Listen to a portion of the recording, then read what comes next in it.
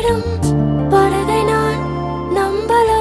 கடல் மீது நடப்பவரை நம்பி வந்தேன். நீந்திட தெரிந்த மீனவனாயிருந்தும் நீர் வந்து கை தூக்க காத்திருந்து. நான் மூழ்கும் செய்திய ஓர் பேச விட மாட்டேன். அழைத்தவர் கைவிடலன்னு பேச வைத்தேன். என் துதிகள் ஓயாது,